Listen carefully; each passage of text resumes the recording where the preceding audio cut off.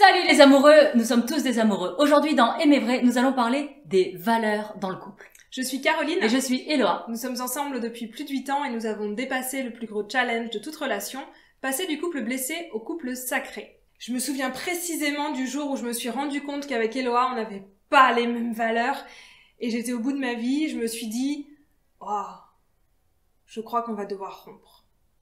Ce qui s'est passé, c'est que j'ai fait un exercice sur les valeurs sur internet, c'est un exercice de John de Martini qui est vraiment très très intéressant à faire si ça t'intéresse.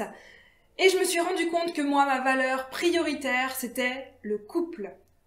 Et j'ai dit à Eloa, vas-y, fais l'exercice, ça va être super chouette, on va savoir pour toi aussi. Et Eloa, sa valeur prioritaire, c'était... la liberté. Ah, j'ai fait merde. Je crois qu'on a un problème. Houston, we have a problem. Et j'ai eu l'impression à ce moment-là que cette découverte, ça me faisait prendre conscience de tous les problèmes qu'on avait eu jusqu'à présent. De tous ces moments où moi je faisais passer notre couple en priorité et Eloa elle voulait partir en voyage et elle voulait toujours fuir et s'éloigner. Et moi j'avais l'impression que c'était ça le problème. On n'avait pas les mêmes valeurs. Et si on n'a pas les mêmes valeurs, on peut pas être ensemble. Ah, si on n'a pas les mêmes valeurs, on peut pas être ensemble. Ça, c'est un mythe génial qu'on a gardé dans la culture populaire grâce à ce superbe proverbe « qui se ressemble, s'assemble ». Parce que au départ de toute relation, on a besoin de points communs, de points de concordance pour faire tenir la relation. Et c'est d'ailleurs ce qu'on voit dans toutes les relations. On se met d'abord avec quelqu'un qui nous ressemble, avec quelqu'un avec qui on a des points communs, avec quelqu'un où on se dit « Ah, mais ensemble, on est tellement bien parce qu'on est tellement d'accord ». Mais dans la vraie vie, c'est vachement plus simple. Bien sûr que c'est plus simple. Moi, je t'invite à vraiment pas te mettre avec quelqu'un où dès le départ, vous vous prenez la gueule parce que vous êtes aux opposés. Mais en fait, ce début de relation-là, ça vient confirmer la véracité ou la validité, en tout cas, de ce proverbe de qui se ressemble, s'assemble. On se dit, bah, tu vois, pour qu'on soit ensemble, il faut qu'on se ressemble. Donc, qu'on ait les mêmes valeurs.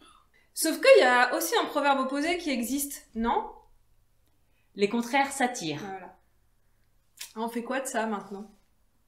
Donc là, tu te dis, ah, attends, si qui se ressemble s'assemble, mais les opposés s'attirent, attends, comment ça joue? Comment ça se joue ensemble, ça? Donc déjà, juste le fait que le proverbe opposé existe, ça devrait te faire tiquer en te disant peut-être qu'il y en a un qui est valide à un certain moment et l'autre est valide à un autre moment.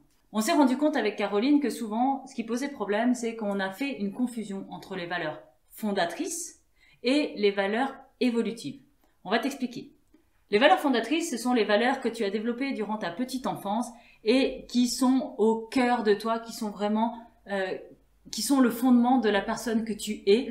Et tu ne peux pas t'empêcher de faire autrement que de diffuser ces valeurs-là dans le monde autour de toi. Ce sont d'ailleurs les valeurs sur lesquelles, en règle générale, on se rencontre et avec qui on s'entend bien. Quand on a les mêmes valeurs fondatrices, pas exactement les mêmes, mais en tout cas quand on a certaines valeurs fondatrices communes, c'est là où ça crée les points d'accroche et les points d'attirance et d'attraction. Et après, il y a ce qu'on appelle les valeurs évolutives.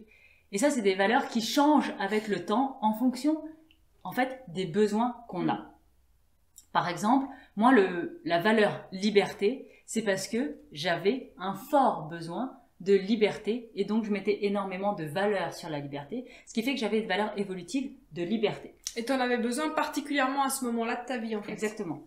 Et du coup, moi, en contrepartie, c'était simplement parce que je me rendais compte que Eloa avait besoin de liberté et j'avais plein de peurs qui arrivaient par rapport au couple, que je mettais plus de valeur sur notre couple.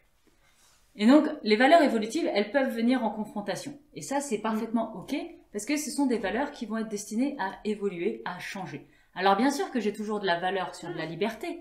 C'est juste qu'aujourd'hui, c'est plus une valeur que je mets en top priorité. Ce qu'il faut savoir aussi, c'est que le couple initiatique, comme nous on le voit, c'est que justement, tout l'intérêt de cette relation de couple initiatique, c'est d'être capable d'aimer les différences de l'autre. C'est d'être capable de rester ensemble avec les différences de l'autre et justement d'en apprendre pour s'aimer soi aussi d'ailleurs, parce que ça fait vachement travailler sur soi, mais c'est vraiment d'être initié en fin de compte par les différences de l'autre après avoir été rassemblés par ce qui nous ressemble en fait, ce qui nous permet de là où on se ressemble. Donc ça c'est vraiment tout le chemin du couple initiatique.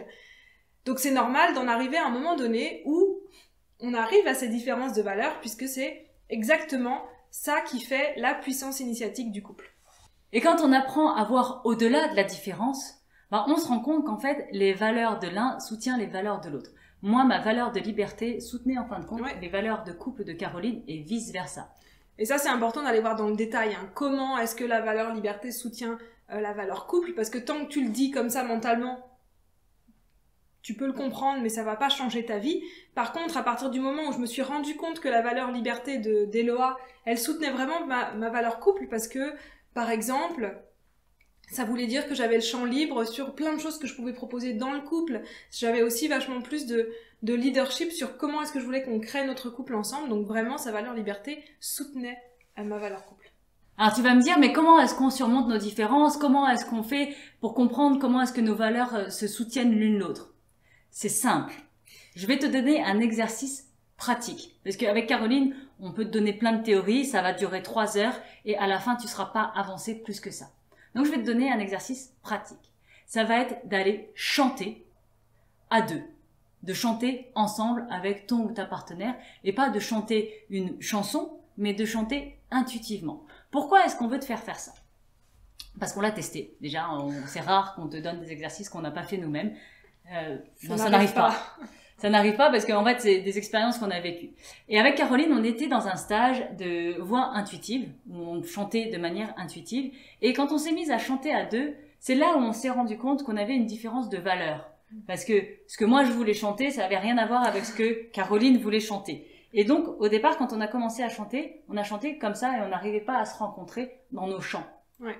Et c'est vraiment quelque chose qui est intéressant parce que c'est quelque chose que tu vas expérimenter. Et quand on était en train de chanter comme ça a généré beaucoup de frustration chez chacune de nous, je pense. Et on n'arrivait pas. Et sauf qu'il y a un moment donné, on a commencé à apprendre à chanter et ça a commencé à faire ça. Et on a commencé à pouvoir trouver un endroit, en fin de compte, où on arrivait à s'accorder malgré nos différences.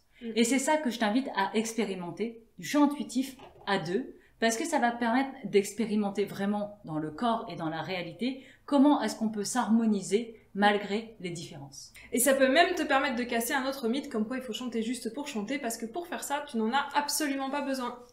Si tu as envie d'expérimenter comment s'harmoniser à deux malgré les différences en coaching avec nous, je t'invite à réserver ton appel, le lien est dans la description. En attendant, aime et grandis avec magie.